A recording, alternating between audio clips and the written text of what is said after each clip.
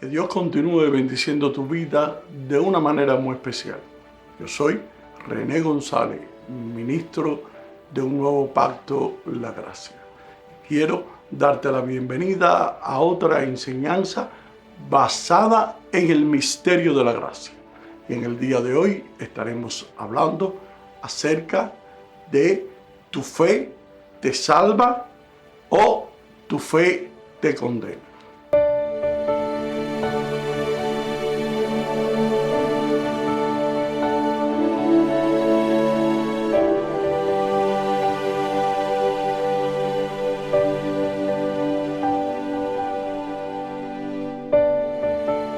En este mundo en que nos ha tocado vivir, la humanidad busca saciarse de sexo, riqueza, fama, poder y de cada uno de los placeres pecaminosos que este mundo nos puede ofrecer. El mundo no quiere escuchar lo que Dios dice en su palabra y se burla de la palabra de Dios.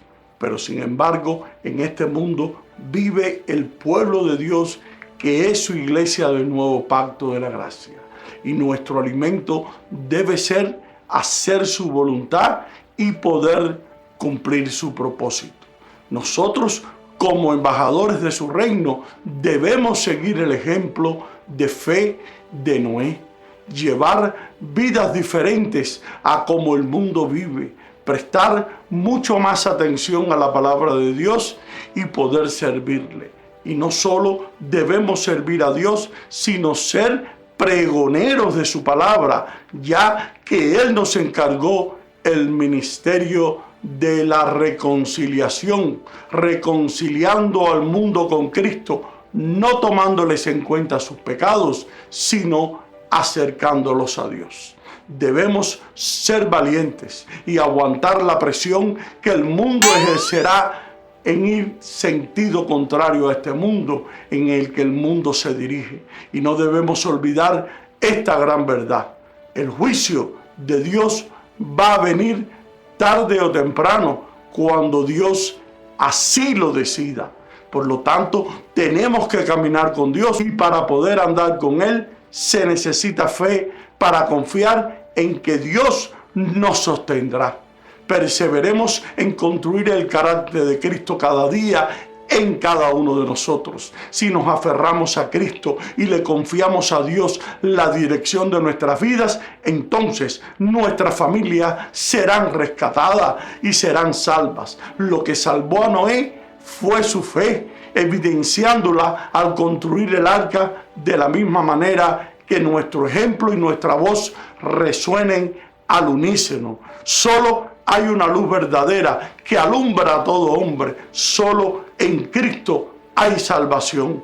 Esta es la fe que condena al mundo, la fe de la iglesia del nuevo pacto. Vamos a ver en Hebreos capítulo 11, versículo 7, lo que la Biblia nos enseña.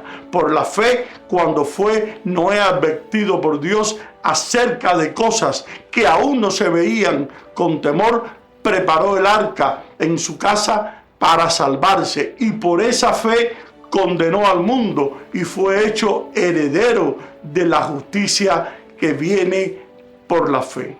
Por consiguiente, hoy mi objetivo es dejar bien claro y que la palabra de Dios, que es la Biblia, nos muestre qué es el pecado y por qué es pecado.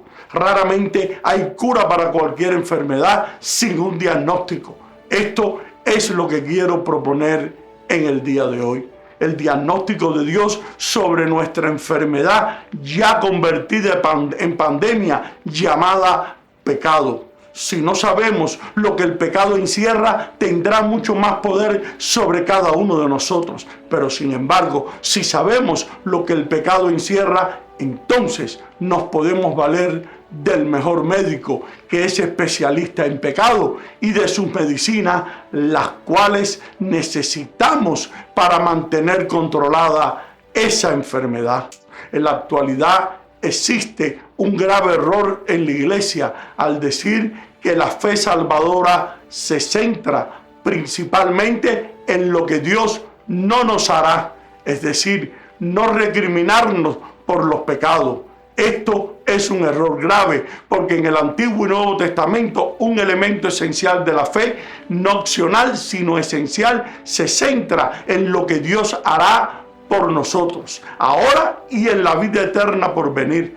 La fe salvadora confía no solo en que Dios ha perdonado nuestros pecados a través de la muerte de Cristo, sino también que Dios está obrando en los asuntos diarios de nuestra vida para hacernos el bien. Hay tres deducciones de esta definición de pecado que quiero tratar de enfatizar. Primero, la falta que está siempre presente en todo pecado es su carácter de incredulidad. No nos confundamos por incredulidad. No quiero decir la negación a aceptar las verdades de la Biblia. No nos salvamos por estar de acuerdo mentalmente con que las promesas de Dios que son verdaderas. No nos salvamos si tenemos esperanza de corazón en esas promesas que Él nos ha prometido. El fracaso del corazón a la hora de tener confianza en las promesas de Dios y de regocijarnos y encontrar placer en su provisión para nuestro futuro, esa es la raíz y la que desagrada a Dios en todo acto pecaminoso. Es principalmente la incredulidad, como dice en Hebreos capítulo 11, versículo 6, sin fe es imposible agradar a Dios, y todo lo que no proviene de fe, eso es pecado. Y con razón, entonces, ¿por qué la incredulidad es un insulto terrible? La segunda enseñanza en Romanos capítulo 14, 23 es que no podemos seguir viendo al pecado simplemente como el incumplir los 10 mandamientos o transgredir una lista de qué hacer y otra lista de qué no hacer. Todo lo que no proviene de la fe, eso es pecado. Ir a la iglesia puede ser pecado. Quedarse en tu casa puede ser pecado. Comer carne puede ser pecado, y no comer carne puede ser pecado. Una de las más exitosas mentiras de Satanás es que el pecado se puede limitar a una lista manejable de qué hacer y otra lista de qué no hacer. La razón de que esto sea tan satánico es porque hace que miles de feligreses crean que las cosas entre ellos y Dios están marchando bien, porque evitan una lista de lo que no hay lugar que hacer y practican otra lista mucho más corta de cosas que hay que hacer, pero en realidad pueden estar pecando todo el día, provocando la ira de Dios, porque sus actitudes y sus acciones no provienen de la fe y de las promesas de Dios. Por favor, no piensen que esto no nos puede suceder a las personas alrededor de nuestras iglesias. Pablo le escribió a los tesalonicenses en 1 Tesalonicenses 3:5, dice la Biblia: cuando ya no pude soportar más, envié para informarme de nuestra fe, por temor a que el tentador os hubiera tentado y que nuestro trabajo hubiera resultado en vano. Entre los feligreses, Satanás se dedica a reemplazar la fe vital con una fe que se basa en la moralidad de cada cual.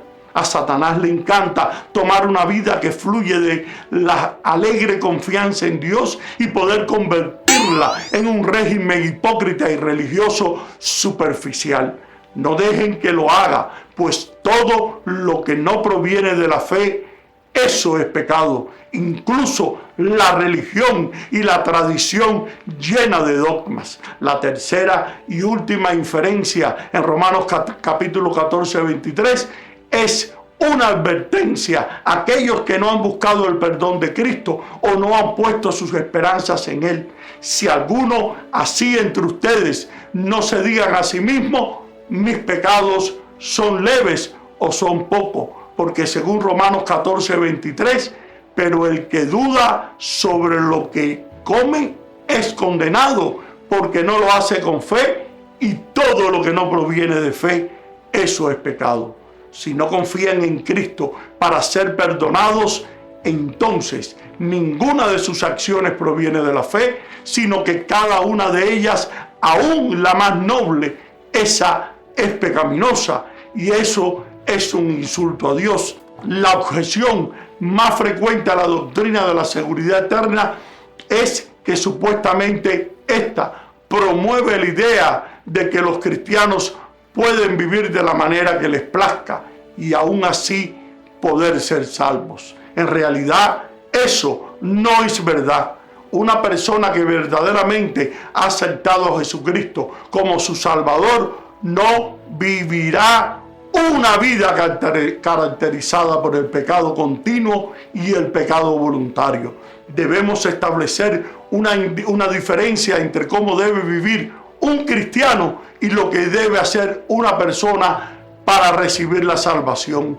La seguridad eterna no es una licencia para pecar, más bien es la seguridad de saber que el amor de Dios está garantizado para aquellos que confían en Cristo. El conocer y poder entender el tremendo regalo de Dios de la salvación, que es por la gracia de Dios, no debe conducir al opuesto de una licencia para pecar.